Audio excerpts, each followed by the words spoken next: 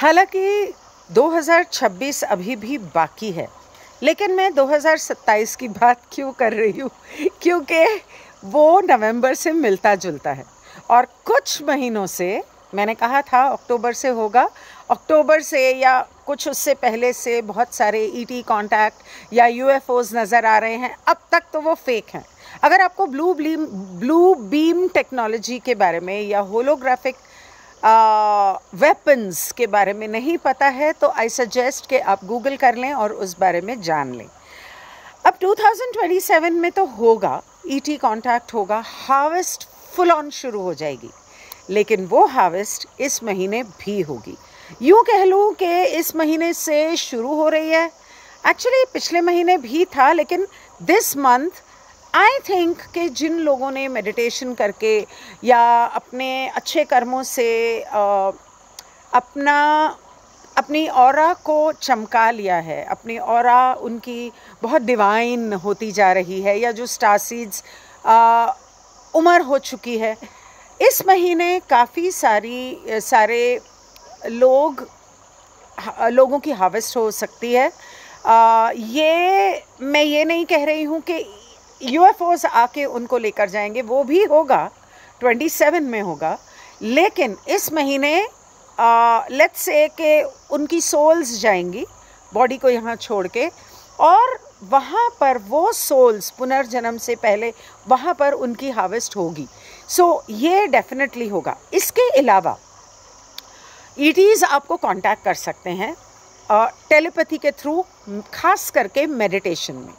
अब मैं ईटीज़ क्यों बोलती हूँ, जो लोग अभी किसी का कमेंट था कि मंत्र जाप क्यों करते हैं। जब आप मंत्र जाप, अच्छा मेरी माला रह गई, मंत्र जाप करते हो तो आपका फोकस उसमें होता है, तो एक तरह से वो एक मेडिटेशन का तरीका है। उसके अलावा जब हम मंत्र करते हैं तो एक एक शब्द का उच्चारण जो होता है, जैसे कि ओम, श्रीम, ह्रीम, क्लीम, इन हर मंत्रों की एक वाइब्रेशन होती है जो आपके चक्रों को बैलेंस करने में भी काम आती है। हर मंत्र का ताल्लुक एक चक्र से होता है, और ज़रूरी नहीं कि वो ये 7 चक्र ही हों, क्योंकि इसके सर के ऊपर भी 7 चक्र हैं, पैरों के नीचे भी 7 चक्र हैं, तो चक्र बहुत सारे हैं। कौन से चक्र से वो मंत्र का उच्चारण हो रहा है, जैसे ओम भूर्भुवः स्वहा शुरू होता है, हमारे सभी 7 चक्रों को बैलेंस करने का मंत्र है, हमारी रक्षा करता है। क्यों? हमारे ऑरा को स्ट्रॉन्ग करता है। जब हमारे ऑरा को स्ट्रॉन्ग करता है, क्योंकि हमारे चक्र स्ट्रॉन्ग हो गए हैं या बैलेंस्ड हो गए हैं, तो हमारी प्रोटेक्शन होती है। तो इस तरह से, उसके अलावा इसके द्वारा हम अपने ईश्वर को या अपने देवताओं को याद करते हैं। अब ये एक मेरी अजम्पशन है, मेरा ख्याल है, क्योंकि जब मैं यहाँ से कुछ, वहाँ से कुछ, यहाँ से कुछ सीखती हूँ, तो I try and put the pieces of the puzzle together जो मेरी समझ में आता है। तो मुझे ये लगता है कि हमारे जितने देवता थे, और जब वक्त आएगा उसे प्रूव करने का तो यूनिवर्स प्रूव करेगा, मेरे पास कोई प्रूफ नहीं है, हमारे जितने देवता थे वो भी ईटीज़ थे, यानी कि दूसरे ग्रहों के स्टार सीड्स थे जो यहाँ पर हमें जगाने आए थे। हाई डायमेंशन और हाई वाइब्रेशन वाले थे, जो यहाँ आके हमें अपने भाई बहन बन के हमें सिखाने आए थे ज़िंदगी का तरीका, लेकिन हमने उनके मिरेक्युलस वेज देख के उन्हें भगवान बना दिया। ये जो हैं, जब हम मंत्र उच्चारण करते हैं तो हम इन्हें याद करते हैं हमारी सुरक्षा के लिए या हमारी इच्छाओं की पूर्ति के लिए। तो मेडिटेशन में क्या बोल रही थी और मैं कहाँ से कहाँ पहुँच गई। हाँ, ईटी कांटेक्ट। तो जब हम टेलीपैथी के थ्रू ईटीज़ हमें कांटेक्ट करते हैं, तो वो एक चीज़ याद रखना, वो पॉजिटिव भी हो सकते हैं, नेगेटिव भी हो सकते हैं। जो पॉजिटिव की शक्ल में आए, मतलब कि आपको देखो, जब डार्क आपको अटैक करने की या आपको बहलाने की कोशिश करेगा, तो वो डायरेक्टली तो नहीं आएगा डेविल के रूप में, क्योंकि तब तो आप डर जाओगे और आप भाग जाओगे। तो वो हो सकता है कि एक आपके जानते पहचानते भगवान के रूप में या उसकी आवाज़ में या उसके तरीके से आपको बहलाने की कोशिश करे. So you have to be very very aware of your thoughts. एक एक पल में आप क्या सोच रहे हो, क्या वो सोच आपकी अपनी है या आपके दिमाग में कोई और शक्ति डाल रही है, इस बात का आपको ध्यान रखना है. अब इसके बाद आते हैं कि आपकी हेल्थ प्रॉब्लम्स क्या क्या हो सकती हैं. आपकी हेल्थ प्रॉब्लम्स का ताल्लुक सर्दी, खांसी, हार्मोनल इश्यूज़, इनसे हो सकता है. स्ट्रेस रिलेटेड इश्यूज़ हो सकते हैं. जितना आप प्राणायाम करेंगे उतना आपके लिए मददगार होगा.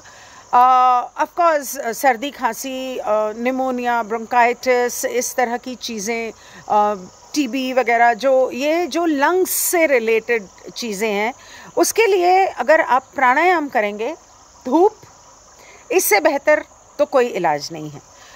नाउ जब मैं ऑलरेडी कह रही हूँ कि मर्क्यूरी रेट्रोग्रेड चल रहा है, तो उसमें आ गया कि रिश्तों में क्या क्या प्रॉब्लम्स हो सकती हैं, कि आर्ग्यूमेंट्स एंड मिसअंडरस्टैंडिंग्स हो सकते हैं. पता है क्या होता है, कई बार बिना कुछ बोले भी मिसअंडरस्टैंडिंग हो जाती है. मतलब कि आप वहाँ नहीं हो, आपने कुछ कहा नहीं, आपने कुछ किया नहीं, किसी ने समझ लिया. कभी कभी ऐसी चीज़ें भी होती हैं. assumptions are the mother of all duck-ups. So assume नहीं करना, पूछ लेना. और इसके अलावा कुछ लोगों को अपने परिवार से अलग होने पे वक्त मजबूर कर देगा. जैसे हो सकता है कि बुज़ुर्ग हैं तो वो सिधार जाएं, या आपको काम के सिलसिले में दूसरे शहर में शिफ्ट होना पड़े, या डिवोर्स. बहुत सारे लोग इसे कंसिडर करेंगे. And on the other hand it is also possible कि बहुत सारे लोग हो सकता है कहें कि हमें अब अपनी ज़िंदगी में एक कंपेनियन चाहिए. और फिर जब वो सोलमेट ढूंढने निकलेंगे तो सोलमेट तो मिलेंगे, लेकिन क्योंकि मर्क्यूरी रेट्रोग्रेड है, पॉसिबिलिटी है कि आपका कोई एक्स वापस आ जाए. ओके, सो आपका कोई एक्स वापस आ जाए. एंड बहुत सारे लोगों को अपने सोलमेट से मुलाकात हो सकती है. ये एक पॉसिबिलिटी है. और ये अगर इस महीने होता है तो वो डेफिनेटली आपका सोलमेट है. पता है, कभी कभी ये होता है कि आप समझते हो ये मेरा सोलमेट है. क्यों? क्योंकि आप चाहते हो, लेकिन दरअसल निकलता है कोई और. ऐसा होता है. अच्छा, इसके अलावा when it comes to finance and all that, तो टेलीविज़न, फिल्म्स और लग्जरी आइटम्स वगैरह, ये मुझे ऐसा लगता है कि क्रैश होंगी. जैसे डायमंड्स हो गए या महंगी चीज़ें हो गई, ब्रांड्स हो गए. ब्रांड्स मतलब they will be forced to put out a sale. So if you are planning to buy something, hold on. So ऐसा मुझे लगता है. बाकी टैरो जब मैं करूँगी, whenever I get back home, I think it will be more comfortable if I do it from home. So we can ask at that time, right? And also ये जब हेल्थ प्रॉब्लम्स आती हैं, क्योंकि शहरों में क्या हो रहा है, गाँव में फिर भी इतना नहीं हो रहा है. शहरों में अजीब अजीब बीमारियाँ जिनके बारे में कभी सुना भी नहीं, बिना मतलब के किसी को डेंगी बोलते हैं उसे, डेंगी हो रहा है और पता नहीं क्या क्या हो रहा है. मतलब ये जहाँ तक मुझे पता चला है कि ये भी एक वो बीमारी ऐसी है जिसको बनाया गया था. इसके मच्छर भी बनाए गए थे, उसका पेटेंट नंबर है, और वो भी बिल्ली के दरवाजे का काम है. सो अगर अब तक आपको नहीं पता कि बिल्ली का दरवाज़ा कौन है, तो उससे ज़रा आधा हिंदी में और आधा इंग्लिश में ट्रांसलेट करने की कोशिश कर लो. पता चल जाएगा कि इस क्लाइमेट चेंज के एजेंडा को बहुत ज़्यादा, और बीमारियों को और इन जहरों को कौन इतना प्रोपगेट कर रहा था. तो ये हुई नवंबर की बात. मेरे ख्याल से इस बार मैं थोड़ा शॉर्ट में रखती हूँ, क्योंकि एक तो मर्क्यूरी रेट्रोग्रेड है, सेकेंडली दिसंबर में मुझे 2026 का करना है, और वो एक्चुअली मैं ऑलरेडी कुछ हद तक स्पीकिंग ट्री के साथ कर चुकी हूँ. तो that's really weighing very heavily on my mind. तो 2026 के बारे में मेरे दिमाग में ज़्यादा चल रहा है, वो दिसंबर में करेंगे। फ़िलहाल के लिए मेरे ख्याल से इतना बहुत है। I will see you soon. Good bye.